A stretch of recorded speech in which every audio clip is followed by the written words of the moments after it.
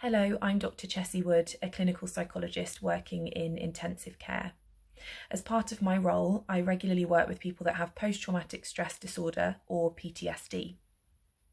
Quite rightly, in the media recently, there's been a big focus on the emotional well-being of staff responding to the pandemic, particularly those working on the front line in critical care. You may have heard about some studies that have reported a high incidence of PTSD amongst this staff group, and I hope that this short video will help answer any questions that you may have. First of all, I want to reassure you that trauma experts agree these studies are likely to inflate the levels of PTSD. This is partly because we know that people who tend to reply to online surveys about psychological distress are those who are suffering with it. ICU colleagues have asked, will I get PTSD? Do I already have it? What can I do to look after myself and my colleagues right now? Or indeed, what does it say about me that I'm coping okay? Perhaps I'm not empathic or doing my job properly. Firstly, all these views are normal in a situation of prolonged stress. So let me explain what feelings and experiences might be showing up and how to respond to them.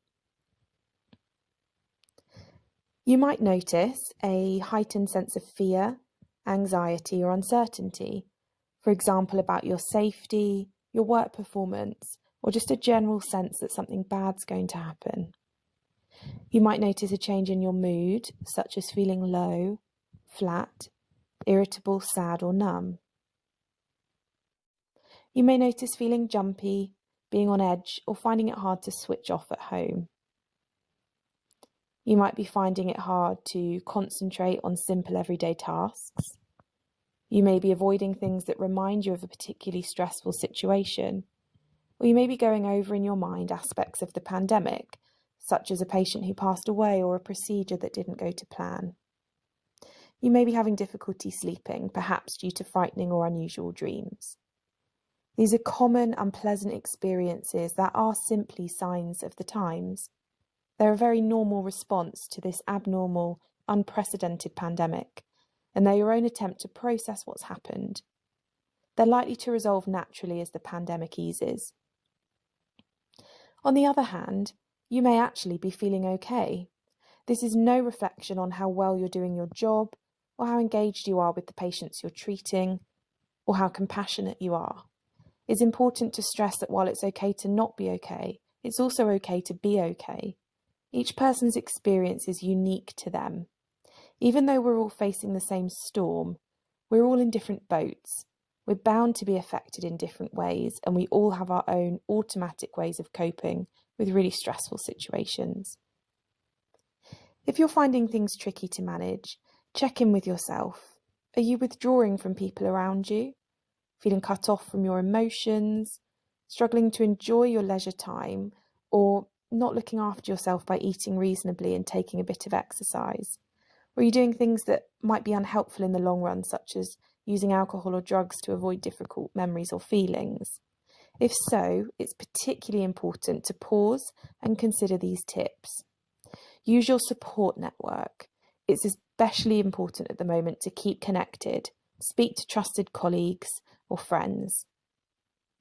Identify things you can control, such as self-care, and invest your time and energy into that. Have a switching off ritual at the end of each shift to get you out of work mode. This might include listening to your favourite song on your way home, or cycling or walking instead of driving if you can.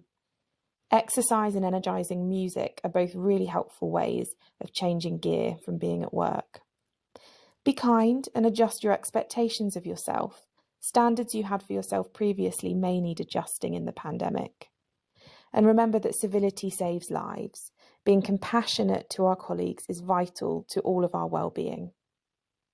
There are also a range of support services available for frontline and NHS staff, which may be useful over the coming days and weeks. The link at the top will take you to some support apps for NHS staff, including mindfulness. The Frontline 19 service provides free and confidential support for frontline workers, or you can access support through occupational health or the Staff Resilience Hub.